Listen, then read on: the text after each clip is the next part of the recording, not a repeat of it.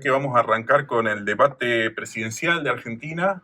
Quizás notar que uno de los candidatos, exactamente en este mismo momento, uno de los candidatos, que es Massa, está iniciando su acto acá a unos pocos kilómetros donde estamos nosotros, acá en Neuquén, en Cipolletti. Nosotros vivimos en Centenario, que está a 20 kilómetros de Cipolletti, a media hora. Sí, sí. Así que bueno, uno de los candidatos está haciendo su participación en acá, en norte de la Patagonia ¿Puede ser que iba a Argentina. estar en General Roca también?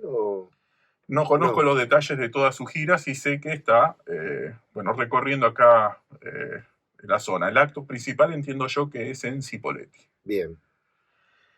No llegamos.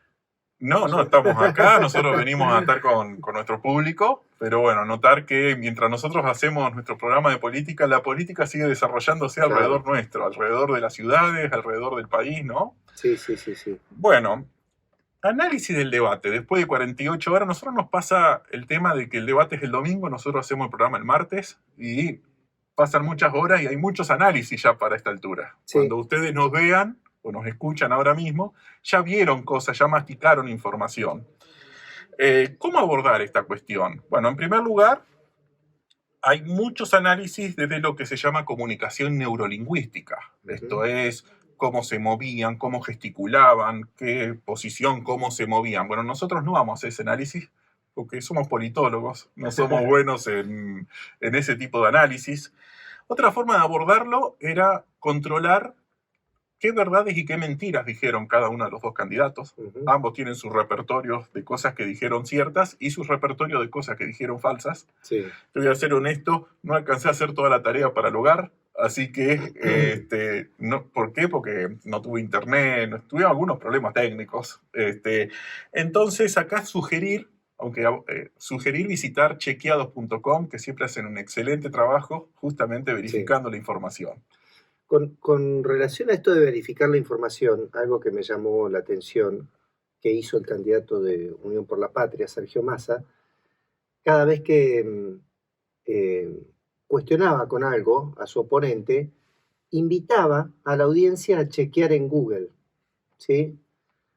Algo interesante, porque después lo que escuché de los analistas que analizaban el debate es que cada vez que sucedía esto, empezaban las búsquedas en Google a generar trending topic, ¿sí? Porque convengamos que el debate estaba siendo visto en vivo y en directo por mucha gente. Sí, esto es uno de los indicadores que indica también que hay muchos indecisos. Claro. Porque ha tenido estos debates que normalmente no tienen tanto rating y la mayoría de los que nos miran ya tienen su posición tomada, Sí. Y los candidatos les hablan a sus electores. Y acá tiene unas particularidades. Ahí está tan parejo el resultado. Sí. Y además hay tantos indecisos que tiene muchísima gente que ve los programas. Sí. Bueno, esto de que acabas de comentar. Y mucha gente que quizás tome su posición a partir del debate y a partir de lo que sucede después. Y en ese sentido fue una enorme novedad esto de Google y de invitar a la participación en redes. Vos fíjate que en las generales lo que más buscaba la gente en Google era justamente al candidato de Córdoba, el presidente de Córdoba, Juan Schiaretti. Bueno, obviamente con sentido del humor, no lo decimos, pero hay, creo, dos análisis que surgen de todas estas primeras 24 horas, casi 48 horas del debate. Y la primera es, todos dan no nos gusta hablar de ganadores y perdedores, pero sí, claramente, por primera vez diría, toda la prensa, de todos los analistas, de todos los colores políticos, incluso internacional, coinciden en que Massa tuvo un buen desempeño y Milei fue un desempeño más bien pobre. Esto no significa que haya un ganador o perdedor, porque eso no vamos a enterar el domingo. Claro. Pero sí que hay un mejor y un peor desempeño. Desempeño que creo que empezó a notarse desde el primer momento, cuando Massa dice por sí o por no, que ha generado un montón de memes, pero ese por sí o por no, y Milei por sí o por no, por sí o por no, por sí o por no. Y Milei después de eso dijo, yo no te voy a responder, no voy a hacer eso. Pero, respecto a tu pregunta, y empezó a responderle. Claro. Desde ese momento, él entró en la lógica de Massa Y eso se mantuvo más o menos en todo el debate, cuando fue particularmente fuerte en la parte de seguridad, donde incluso Milei dice, tenés razón, es decir, te doy la razón. Sí, sí, sí. Bien. No, muy arriesgado eso, Enrique, muy arriesgado porque el candidato opositor podría haber dicho, bueno, mira, yo no te voy a contestar esto y haber arrancado para otro lado. Sin embargo, adoptó la estrategia que le proponía el oponente. Y un detalle que para mí no es menor, porque justamente eso sucedió en el primer segmento, que era el tema de economía, ¿sí? Donde Massa realmente iba a ser muy difícil para Massa hablar y decir cosas positivas de la economía, ¿sí? Y lo llevó a Milei a aclarar sus postulados, sus ideas Claro, ideas sobre económicas. cuestiones de subsidios, cuestiones de FJP, bueno, cuestiones de Fíjate que privatizaciones. no se habló de inflación, no se habló de nada, de ninguno de los problemas que está teniendo el gobierno actual en materia económica. Es un error raro, ¿no? ¿Mm? Escuchamos unos análisis, una pregunta, ya que estamos, vos que no querés hablar porque estás enfermo, te hago una pregunta. Una observación que dicen, la gente se va a victimizar con el que le fue peor en el desempeño, se va a victimizar, se va a solidarizar con que le fue peor, les va a dar lástima a Milei, y entonces sí, eso puede favorecerlo a nivel electoral. ¿Pensás que es realmente así? ¿Que realmente estamos hablando de elegir al presidente de un país? ¿Realmente la gente toma ese tipo de decisiones o ese tipo de posturas? Yo creo que el debate le sirve más que nada a aquel que todavía no decidió su voto. Y me parece que hay mucha gente que no decidió su voto. Entonces, en este sentido, yo no sé si se va a victimizar porque, o se va a poner en favor de la víctima, porque ahí también quiero marcar algo. Si bien en la primera etapa del debate Massa estuvo más beligerante, más, ¿no? Incluso, entre comillas, acorraló a su rival con las preguntas, en la segunda parte bajó un poco esa actitud, adoptó una actitud más serena, más pacífica, porque si no, ahí sí lo convertís al otro en víctima, ¿sí? Si vos todo el debate durante las 2 horas duró el debate, 2 horas, y vos durante las 2 horas le estás pegando, ahí sí lo convertís en víctima al otro. Me parece que fue pegar de entrada y después entrar en un terreno más ameno.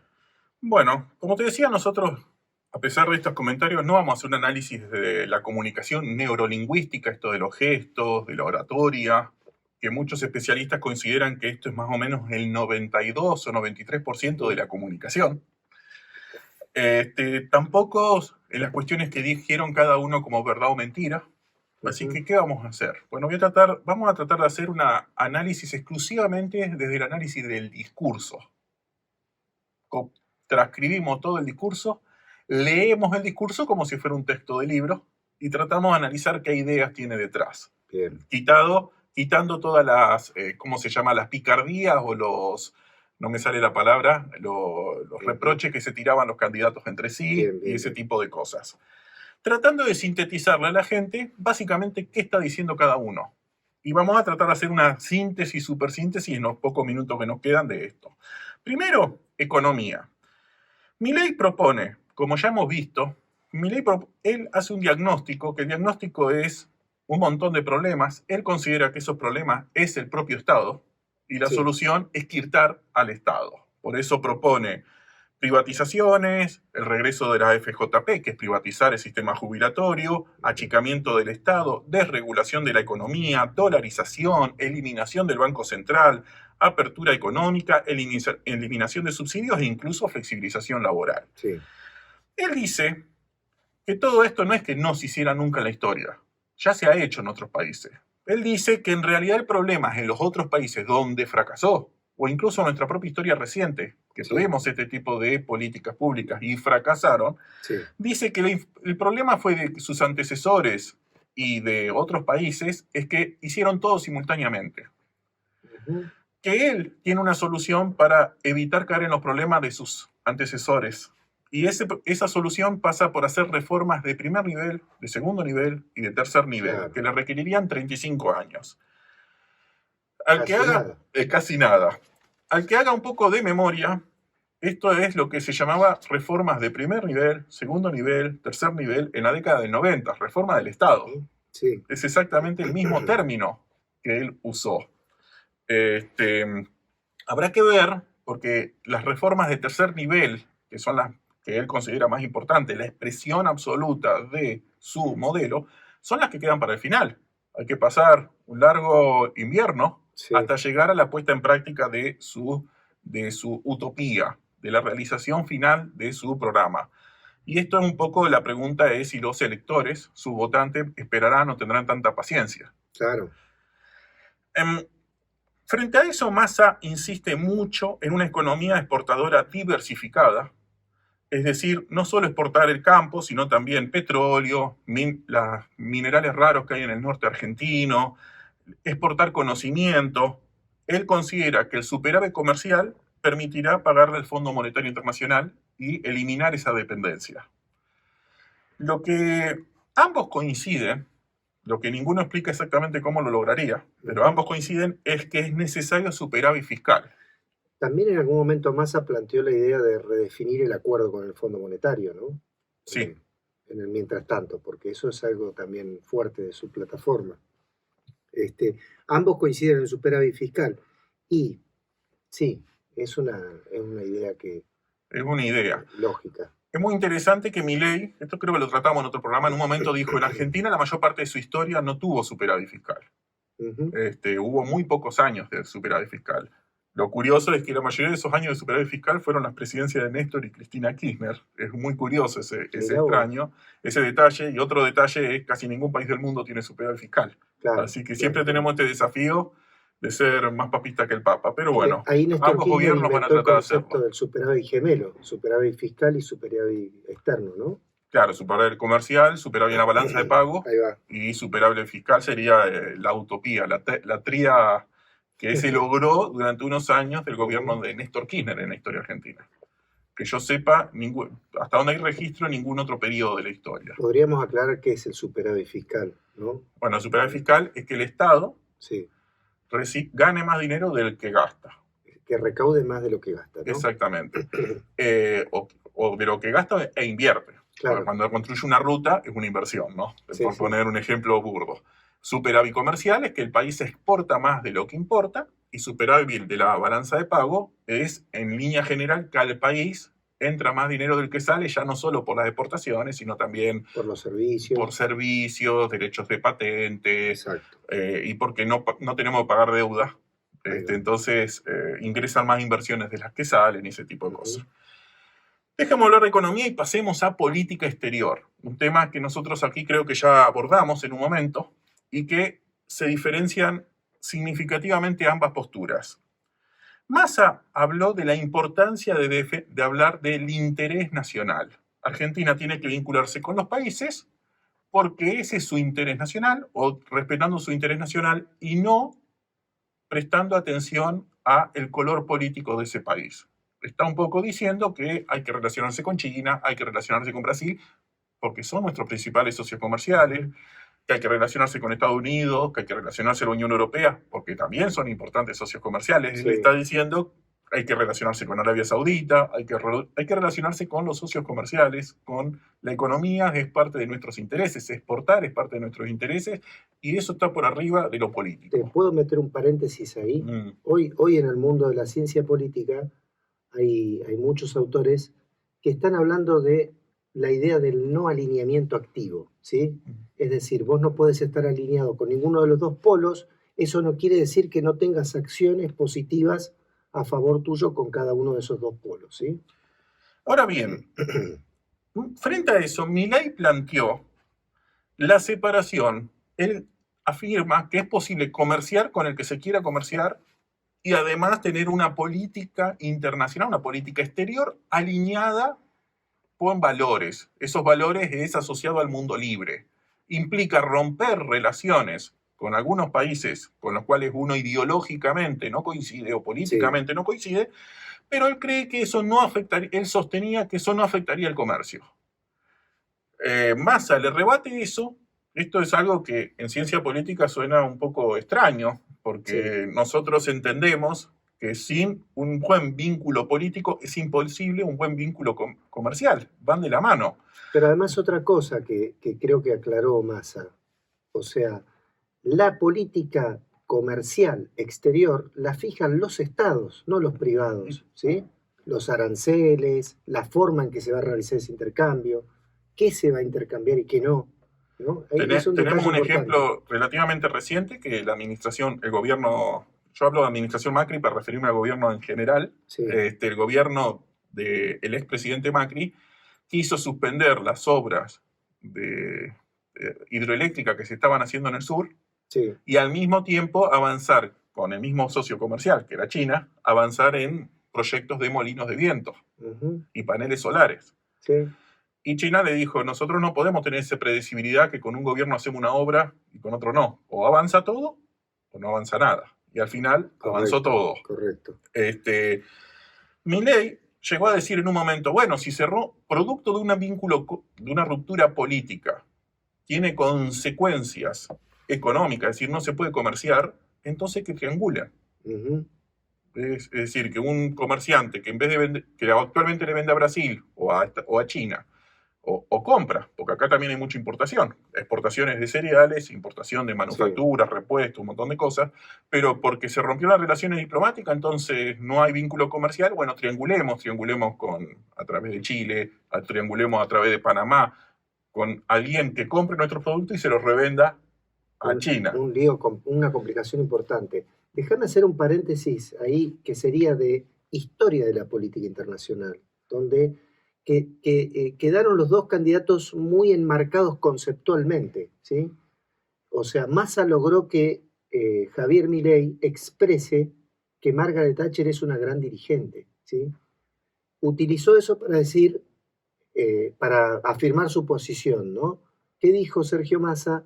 Massa no es una gran dirigente, Massa es una enemiga del pueblo argentino. Massa es una enemiga del pueblo. Está saliendo mal. Thatcher, que es. Ah, Massa. Margaret Thatcher, ¿no? Margaret Thatcher o Margaret Thatcher es una enemiga, es y será una enemiga del pueblo argentino. Me parece que esas definiciones conceptuales fueron fuertes. Sí, para mí la pregunta clave igual, y seguimos, es, lo vuelvo a decir, ¿es posible y factible una política exterior separada de la política comercial? Esto es el debate sustancial. Milei dice que sí, Massa que dice que no. En mi entendimiento es imposible. Es imposible, menos por las características de las relaciones internacionales ahora, en donde lo comercial está en el ojo de la tormenta, ¿no? Porque hoy se habla, por ejemplo, de una especie de segunda guerra fría, donde la primera guerra fría era ideológica y política. Acá no es ideológica y política esta guerra fría, es comercial y es económica, ¿no? De bloques económicos y de bloques comerciales. Y va a suceder algo concreto. China quiere invertir en la construcción de un puerto en Ushuaia. Claro. Y Estados Unidos no quiere. Es una importantísima inversión. Sí. La postura del actual gobierno es recibirla, pero que el control sea nacional. Es decir, no crear una zona de excepción. Estados Unidos directamente no quiere. Desde la perspectiva de Milei, esto es una inversión privada. Sí, entonces, hay que querer, pero eso implica romper relaciones con Estados Unidos. Entonces no hay que querer. Entonces eso implica no continuar con inversiones de China. Es que ahí hay una limitación muy grande en Milei, porque él tiene como un factor estratégico la alineación con Estados Unidos, ¿sí? Y no es lo que está pasando en el mundo. No está sucediendo eso en el mundo. Me parece que hay otros actores de peso que tienen mucha relevancia y no sé si le conviene a los países de segundo y tercer orden en términos de peso económico alinearse con una de las dos potencias. Yo creo que no. Bien, pasemos a seguridad. Siguiente eje. Milei, en seguridad, ambos coincidieron que es un tema sumamente importante. Es algo que caracteriza también una larga historia de Massa en defensa de las cuestiones de seguridad. Y Milei hizo también mucho hincapié en seguridad. La diferencia es que Milei no se lo notaba bien preparado, para nada. Massa, en cambio, estuvo muy bien preparado. Se nota que sabía más del tema. Milei básicamente dijo, a pesar de que considera que la cuestión de seguridad es importante, dijo, esto no es jurisdicción de la nación, esto es jurisdicción de las provincias. Entonces, no está hablando de descentralizar, de que las provincias hagan cargo de su propia seguridad y el Estado Nacional no esté presente. También, no lo dijo, y esto es un punto muy interesante, porque aunque dice que hay que trabajar la seguridad, no dice que sea responsabilidad de él. Claro. Él especifica, lo que está también diciendo es que va a hacer un ajuste en la parte de política de seguridad. Claro. Va a bajar los costos. La contrarrespuesta de Massa no ha sido eso, ha dicho un Estado Nacional muy presente, incluso propone un FBI nacional, una especie de nueva... Con sede en Rosario. Con sede en Rosario, que sería una especie de agencia de investigación de delitos federales, sí. Que creo que es una propuesta muy interesante. Que ese es un elemento interesante, porque los delitos penales no están en jurisdicción provincial, son de jurisdicción federal. Sí, además, cuando vemos la experiencia de Estados Unidos, por qué ellos crearon un FBI, hay que ver qué sucede acá, pero si esto se llega a hacer, es que hay delitos tan complejos que las provincias no tienen forma de investigarlos. Claro. Entonces se necesita una agencia que pueda ayudar en la lucha contra los... Y un policía tan común no es investigador, no maneja muchas tecnologías, claro. Entonces quizás se necesita alguna especie de agencia especializada en investigar delitos complejos. Sí. Pero bueno, estas son las dos posturas. A mí me llamó la atención, Milei dice, es necesario esto, pero es cuestión de las provincias, no de la nación. Otro factor interesante es los enfoques. Milei aplica acá también el enfoque económico aplicado a seguridad. No vamos a alcanzar a abordarlo, pero lo abordamos en un programa hace unos años, unos meses atrás, me parece. Massa nos habla de su enfoque de seguridad ciudadana. Él no usó esas palabras, pero todo lo que dijo entra dentro de un paradigma de seguridad llamado seguridad ciudadana, sí. que se aplica en muchas ciudades de Argentina, no es algo desconocido. Que también hay otras corrientes más, y esto me recuerda un detalle que me quedó al principio, muy en general. Milei se presentó a sí mismo como un liberal libertario. Antes, su primera presentación, él no dijo soy libertario, dijo soy liberal libertario, economista liberal libertario. Economista queda claro, él aplica la economía a todo. Claro. Liberal libertario significa que entonces hay un liberal no libertario. Y esto es verdad. El liberalismo es una ideología con varias corrientes. No vamos a alcanzar a hablar mucho de eso, pero el libertario es una de las corrientes del liberalismo. También hay un liberalismo estatal, hay un liberalismo social, hay un liberalismo con mayor intervención del Estado. Liberalismo keynesiano, ¿no? Hay distintas modalidades de liberalismo. Mucho de lo que llamamos progresismo es, podríamos decir, un liberalismo progresista. Y la corriente libertaria es muy minoritaria, ¿sí? Es una expresión muy fenotípica. Muy minoritaria, pero además, dentro de la ideología liberal, es muy radical. Claro. Porque defiende el individualismo absolutamente, y no hay ningún espacio a algunas formas de comunitarismo, que también hay toda una corriente liberal que es comunitarista. Y es profundamente antiestatista, ¿no? O sea, eso también hay que marcarlo, ¿no? Y profundamente antiestatista, que, hay que decir, hay corrientes liberales que no adhieren a ese principio. Por eso muchas veces se lo ha señalado como anarcocapitalista, ¿no? Porque no habría un Estado regulando las relaciones del capital. Él se autoasigna esa definición. Bueno, hecho ese comentario entre paréntesis, lo quería decir al principio de todo, pasemos a educación. En educación, Massa propone sintéticamente aumentar más el presupuesto nacional de educación, más el presupuesto de ciencia, de tecnología, mayor cantidad de universidades. Milei nos habla muy parecido a seguridad, descentralización educativa. Él dice que es jurisdicción de las provincias. La educación es importante y forma parte de su segunda, si la memoria no me falla, segunda categoría de reforma, reforma de segundo nivel, pero es una cuestión de las provincias. Está dando a entender que va a bajar el presupuesto de educación y dejará a las provincias... Ahí puedo hablar como docente de legislación educativa y derechos laborales del docente. Ahora no vamos a meternos mucho en eso. No, pero algo muy simple. La Ley Nacional de Educación del 26.206 del año 2006 establece un piso de financiamiento del 6%. No quiere decir que el Estado no invierta más, puede invertir más. Lo que no puede es invertir menos del 6%. Lo que propone Massa es llevar ese piso del 6 al 8, ¿sí? Eso es importante entenderlo. El piso tiene que ser del 6% del Milei también PBI. plantea que los problemas de la educación es que se apuesta a la oferta educativa, se invierte en oferta educativa. Y él considera que hay que invertir la ecuación e invertir en la demanda educativa. Sí, sí. Oferta educativa es construir más colegios. Él está diciendo, básicamente, reducir la inversión en cantidad de colegios. Y oferta educativa es darle el dinero, en vez de construir la escuela, dárselo al alumno con sus voucher a, al alumno, a las familias, a buscar los colegios que compiten entre sí, los que sobrevivan, y elegir el mejor. Se ve que los asesores le dijeron, habla de oferta educativa y saca la palabra voucher de la boca porque... Pero es muy interesante el concepto. Oferta educativa, demanda educativa. Sí. Él considera que no hay que invertir en oferta educativa. Él dijo que había un problema de oferta. Había excesiva oferta. Pasemos a salud. Si todo lo anterior es que es jurisdicción de las provincias de seguridad, que es jurisdicción de salud, y yo acá le digo a mi compañero que nos vamos a saltear algunas canciones y pasar dentro de un rato directamente a la publicidad. Sí.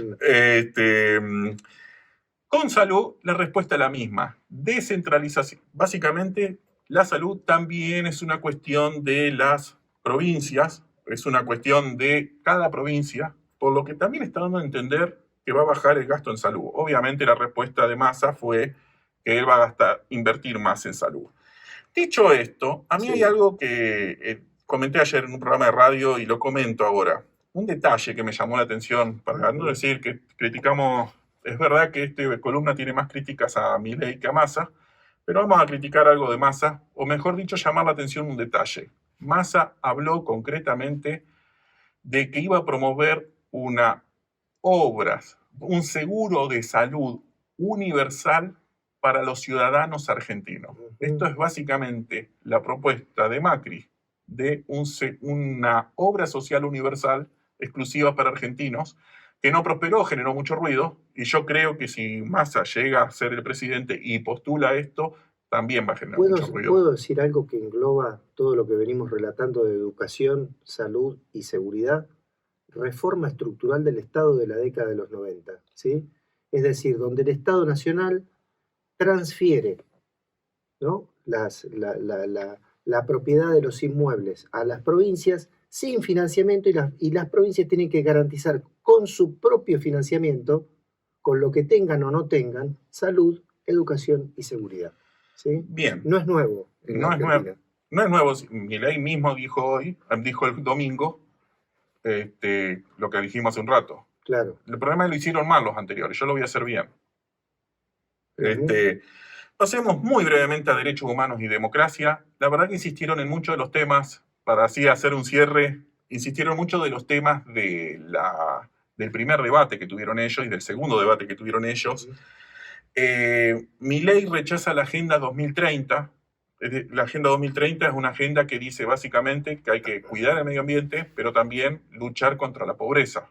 Él está en contra de la Agenda 2030, por lo tanto está en contra de la lucha contra la pobreza y está en contra de la protección del medio ambiente. En el caso de la protección del medio ambiente, él dice que en realidad es mentira, que en realidad no hay contaminación del medio ambiente, que no es causa humana esa contaminación, por lo tanto no es humano tratar de resolverlo. Y respecto a la lucha de la pobreza, yo creo que se sintetiza que él considera que es inmoral la justicia social, es decir, que haya que pagar por esto, y básicamente creo que él entiende que el mercado libre generará el crecimiento automático para que los excluidos se integren en el sistema. Bien. Esto es discutible, pero es lo que él sostiene. Massa insistió mucho en los derechos de las mujeres, evidentemente porque hay un electorado femenino que vota más a Massa y también se encuentra entre el sector indeciso. Claro. Milei en este aspecto llegó a decir que no había, básicamente dijo que no había problemas de género. Claro.